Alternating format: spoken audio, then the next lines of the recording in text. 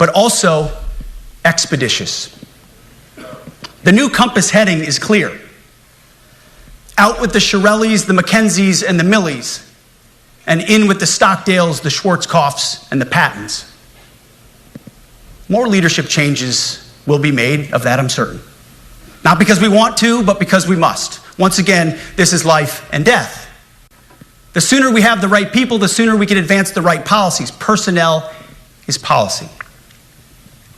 But I look out at this group, and I see great Americans. Leaders who have given decades to our great republic, at great sacrifice to yourselves and to your families. But if the words I'm speaking today are making your heart sink, then you should do the honorable thing and resign. We would thank you for your service. But I suspect, I know, the overwhelming majority of you feel the opposite. These words make your hearts full. You love the War Department because you love what you do, the profession of arms. You are hereby liberated to be an apolitical, hard-charging, no-nonsense, constitutional leader that you joined the military to be. We need you locked in on the M.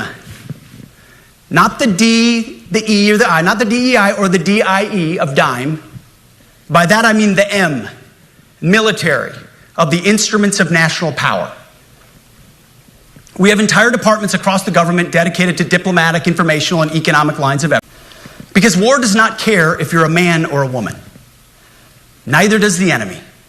Nor does the weight of your rucksack, the size of an artillery round, or the body weight of a casualty on the battlefield who must be carried. This, and I want to be very clear about this, this is not about preventing women from serving. We very much value the impact of female troops. Our female officers and NCOs are the absolute best in the world. But when it comes to any job that requires physical power to perform in combat, those physical standards must be high and gender neutral. If women can make it, excellent.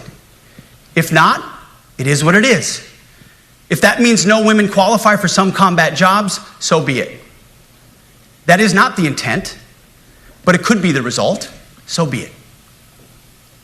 It will also mean that weak men won't qualify because we're not playing games. This is combat. This is life or death.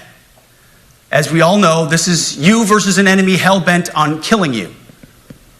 To be an effective, lethal fighting force, you must trust that the warrior alongside you in battle is capable, truly physically capable of doing what is necessary under fire. You know this is the only standard you would want for your kids and for your grandkids. Apply. Today at my direction, we are also adding a combat field test for combat arms units that must be executable in any environment at any time and with combat equipment.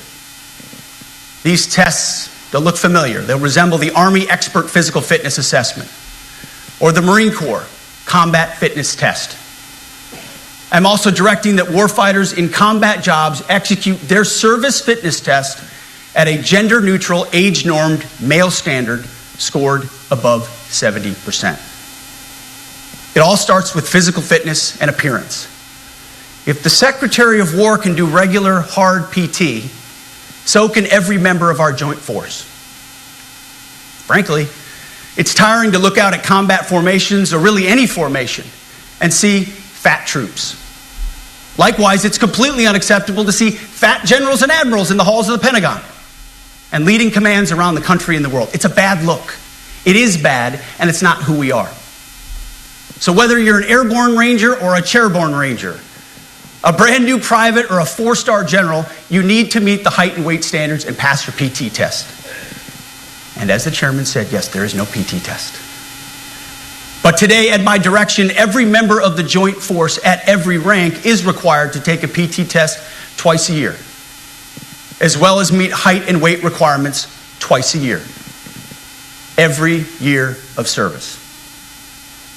Also today, at my direction, every warrior across our joint force is required to do PT every duty day.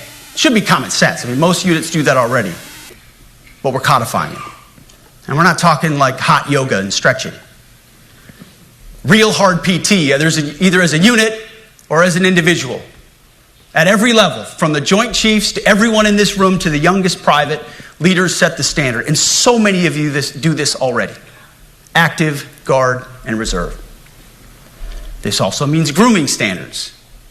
No more beards, long hair, superficial individual expression. We're going to cut our hair, shave our beards, and adhere to standards.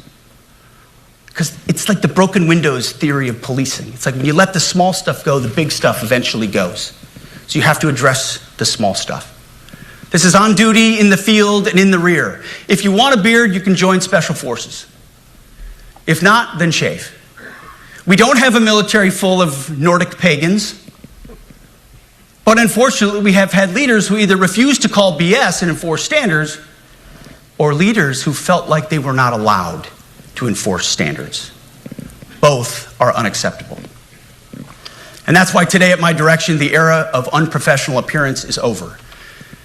No more beardos. The era of rampant and ridiculous shaving profiles is done.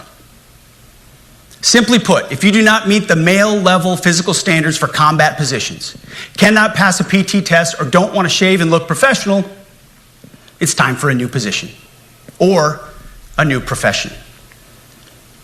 I sincerely appreciate the proactive efforts the secretaries have already taken in some of those areas, service secretaries. And these directives are intended to simply accelerate those efforts. On the topic of standards, allow me a few words to talk about toxic leaders.